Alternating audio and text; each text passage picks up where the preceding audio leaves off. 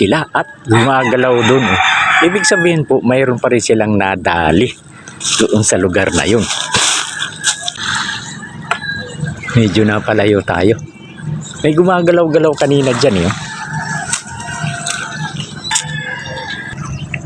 Kinakalog nila kasi po yung isda po ay nasa loob pa. Kaya ito po ay pangalawang area po ito nila.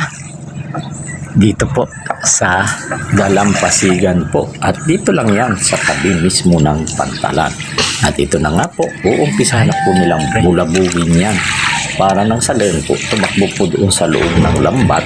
At yun na nga po, ay para na mahuli. Ayan po, inahampas nila, binubulabog pa ang dagat para nga magsitakbuhan doon sa lambat. Ayan po, ang huli nila. Doon sa pinakita ko po sa inyo. Ayan, actual po yan. Kahit pa paano, halo-halo pala po. Bukod pa pala doon sa bunti na sinasabi. Ay meron pa po ibang halo na nahuli. At yan, sariwa po.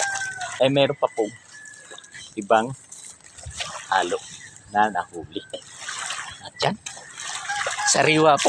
Meron pong mga halong ibang klaseng isda na kaya paghihiwalay niyan at magkahiwalay yata rin ang presyo niyan dahil yung bunti o balanak ay mas may presyo kaysa doon sa ordinaryong mga isda.